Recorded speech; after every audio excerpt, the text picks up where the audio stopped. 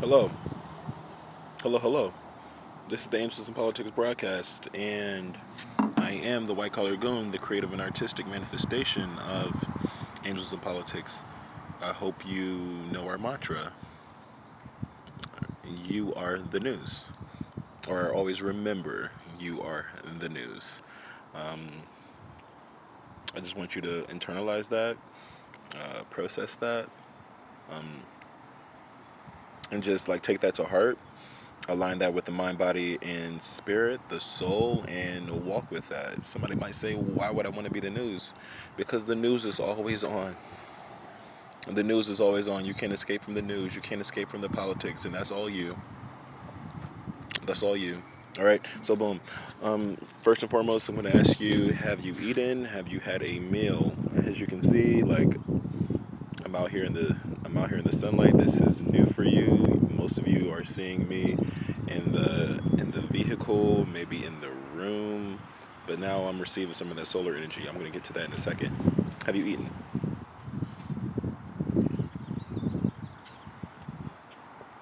Okay, so you've been fasting. God bless you. May God bless you. If you are, if you have eaten already, breakfast, lunch, or dinner, God bless you as well. God bless you. Miracles and blessings to you, your family, and your future generations. Right now, I'm just doing this thing with this juice. What do I have going down in there? A little bit of kale, a little bit of tomato, cucumber, what? Turmeric, or turmeric is what they would call it. Wheatgrass, ashwagandha powder, honey, lemon, green apple, mandarin. Okay, so this is all going down in here. This is all going down in here. What is this called? Liquid gold. That's what that is. Just liquid gold in the body, infused with the spirit, the mind, the body. So I'm moving on with that. There is a topic today that I want to bring to you, and this is the reason why you see me like at one with nature, and I am in accordance with nature, or at least I am putting myself out to be. I'm not going to say I am living 100% in accordance to the universal laws of nature, but I'm out here and I'm showing my face.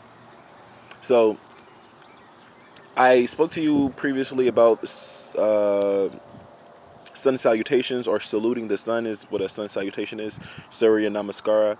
And some of you might wonder, like, why would you be saluting the sun? Well, it's the most powerful star that we have here on this solar system, in this galaxy, for what we know right now. Some people might say, hey, I know of other stars that are even more powerful than the sun. We can have that conversation, meaning like it will come from you, because I don't know that much about that. But as far as the sun, this is how we receive our energy. This is how the plants are where they are. This is how the sky is the way it is. This is how, I don't know if the sun has something to do with the sky, but I would presume so. The sun, I mean, animals, humans, animate or inanimate objects, it's like we have to function, we have to work, we have to do things according to the sun, so it's like the sun is the integral piece, and the sun is the connecting piece for us. And I really want you to understand that the solar power, the solar energy, isn't just the physical manifestation of the sun that you can look up to that's bright in your eyes. It's really internal, right? It's really in here. It's really in here. It's really the solar energy actually is the consciousness. And if you are enlightened, that's what they call the term when they say, oh, are you conscious? Are you the light? Are you enlightened? Are you in the process of enlightenment? Light is the root word, and where is the light of all lights? Of course it's God. Of course it's Jesus Christ. Of course it's the universal nature, but it's the sun, all right? Some people might say, well, we won't use the term Jesus because that's not in our ancient text. That's not in our scriptural text. That's not it of our Orient. Maybe we have different names. Some people may use the word Elijah. Some people may use the word Buddha. Some people may use the word different names. This is a blessing. This is a blessing, sister. This is a blessing, brother. Whatever you need to use so you can be in alignment or in accordance with the God and the universal flow of nature, do what you need to do. As far as the solar energy, it's really cool because that juice has turned up. I have a little bit of apple cider vinegar in there as well. As you can see, it's bright, right? That's the power of the solar. I was speaking to my homie Michael, right? So he's an angel, and he's like, not only is like a personal angel that I met, but like the name Michael is an angelic name from the Bible. But powerful brother, he can interpret dreams. He was trained, or he is trained in Kundalini energy, Kundalini yoga, or the arts of the Kundalini.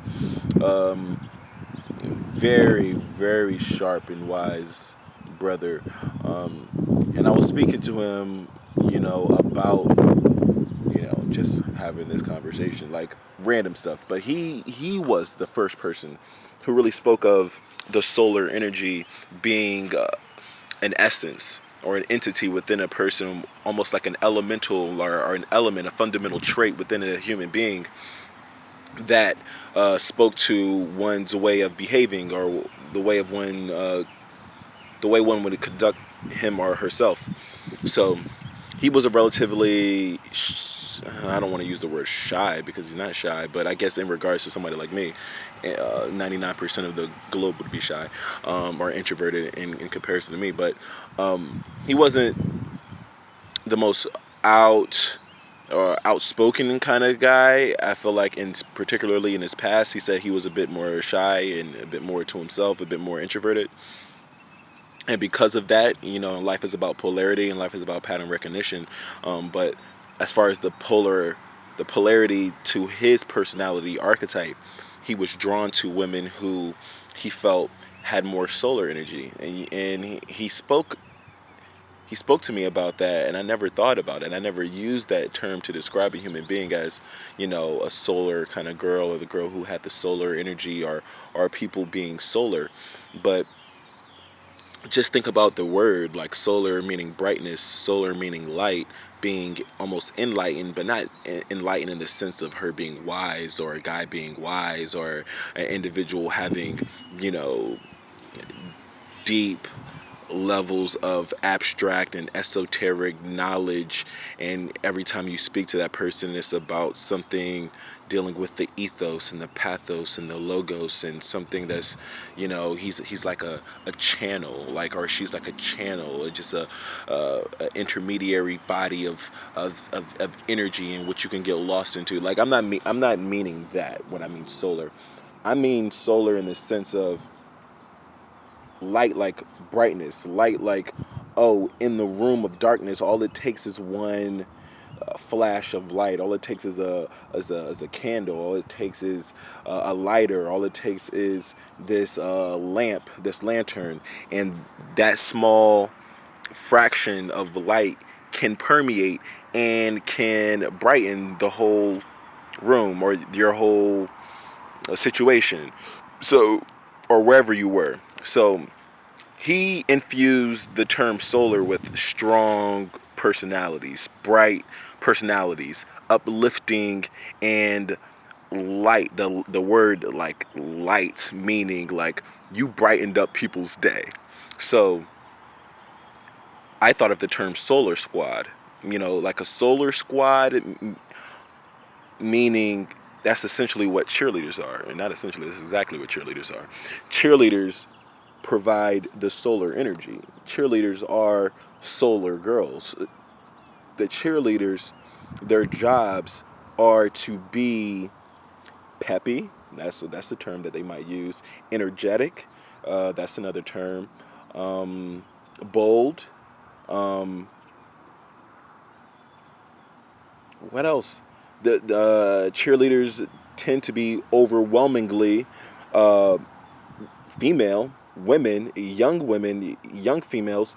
So I would say feminine for a lot of the times. So it's, and even let's deconstruct that, the feminine energy. A lot of cheerleader squads or cheerleading squads, solar squads, are predominantly women, and they have infused their enthusiasm, their brightness, their peppiness, their upbeat nature, or an upbeat or a happy, outgoing, forceful, and not forced like I'm pushing this on you, but forced, but like I am projecting this positive, energetic, upbeat, jovial experience upon you. So it is a solar team. It is a solar squad, and my man's Michael would say, like, him being the quiet guy, and he probably wasn't an athletic kind of guy, so he wasn't the person who was on the field or on the court, or playing for the soccer team, whereby there were the cheerleaders, or the solar squad as I would call them, rooting in his name, or championing his achievements, his physical aptitude or ineptitude if he wasn't on the team, right? So I mean, you don't really have girls who are cheerleading guys on the bench, or you don't really have cheerleaders who are promoting or championing or cheering for the people in the stands, or they're not cheerleading the people who made good grades, or who are part of the key club, the community building club, the chess club, like, so it is interesting. But he mentioned that he liked those girls who tended to be cheerleaders, or the girl who was the archetypal solar girl was going to be equivalent to or akin to the cheerleading captain, right? So she is going to be the most outgoing of the solar girls. She's going to have the brightest, maybe the brightest. She will be the personification of what you would find for the sun. The sun, she personifies the sun. She embodies the sun. When she walks into a room, everybody lights up. Everybody feels her presence. She brings warmth. That's the key word. Oh my gosh. She brings warmth to not only colder climates, in the sense of, oh, I'm frigid, let me put on a jumper, but like, no, like, people who aren't necessarily like that talkative, people who are kind of to themselves, people who are kind of like anxious, or are neurotic, and we talk about neuroticism, and we talk about the people who are introverted. This type of archetype, this woman, or this solar energy that is exuded, or implemented, or conveyed, or projected by this young lady, will get that guy or girl who is normally shy to start speaking. She will get that guy or girl who is normally to themselves to come and sit with the crowd, and sit at the lunch table. She will get that person who wasn't into trying new things, to try something else, because now I'm swayed, now I'm persuaded, now I'm motivated, now I am inspired. So this is the light, this is the warmth, this is the energy, and I just love that adjective. I just love that description of like girls being solar, or the feminine archetype. And not all women have to exude this solar energy, meaning like not all women should be, or want to be, or should they want to be cheerleaders, or a part of a solar squad. But you should look at it and deconstruct it and say, do I have that? Do I have the light? Am I enlightened? Do I bring that level of encouragement and enthusiasm and fun? I forgot that word. I mean, it's now coming to me. It's like a universal download. They just bring fun. It's fun around them, and when these kind of girls, sometimes they are more extroverted. Actually, 9 times out of 9, 10 times out of 10, you're not going to be their leader, or the cheerleader, or the captain of their cheerlead solar squad, and you're like a quiet kind of girl who's like timid with her head down. Like, no, it's not happening. These people, these individuals, these individuals normally, generally, most of the time, are extroverted. They feed off the energy. They feed off being the light. They not only do they love it, that's who they are. They're not doing this to flex their muscle or to flaunt. I mean, some of these women are very comfortable in their own skin, and they love to wear their uniforms to accentuate their femininity, to accentuate their archetype and their physiology. They like that. There's not too many young ladies in the on the cheerleading squad that are saying, you know what, you know what we should do? We shouldn't wear these clothes, and we shouldn't put on makeup, and we shouldn't do eyeliner, and we shouldn't wear lipstick. We should just come out there in sweatpants and oversized clothes and not have pom-poms and just be rah rah rah with a with mid-level, mid-tempo energy. It's like, no, like the reason why these girls are on the squad is because this is who they are for the most part. Like, there are some who are joining the cheerleading squad because they want to be those kind of girls. But essentially, the girl who's a cheerleader, who has that solar power at heart, is a cheerleader whether she's on the field or not, whether she has the uniform on or not, whether she made the squad or not, whether she was the captain or not. You feel what I'm saying? So it's really important how my boy Michael said how he was drawn to the solar girls, to the girls who had more solar energy, for the women who presented themselves in the solar light, because it makes perfect sense now. These were the girls in college that everybody wanted to know. These were the girls in school that everybody wanted to be. These were the women. These were the women that in your workplace, you just can't get around. You just can't help yourself from going to her cubicle because everybody has to stop and speak to XYZ or speak to ABC. Like, she's just that girl. She's just that woman.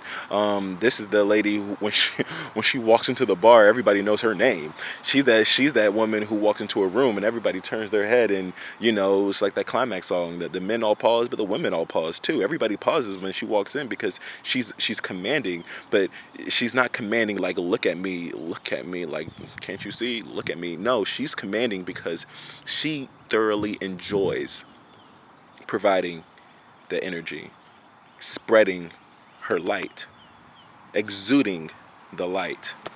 And because of that, we must thank you. I thank you. I deeply thank you immensely from the bottom of my heart and the depths of my soul. I thank the solar energy that is in each and every one of you, because some of you might be listening saying, hey, I'm not that archetypal quintessential like cheerleader type. You don't need to be that type. Not at all. Not at all. You're into the angel markets. You're into the spiritual markets. You've given thanks. You understand that life is about joy and integrity and trust and respect and compassion and passion and listening and empathy and sympathy. And that's who you are. God bless. Namaste and namaskar.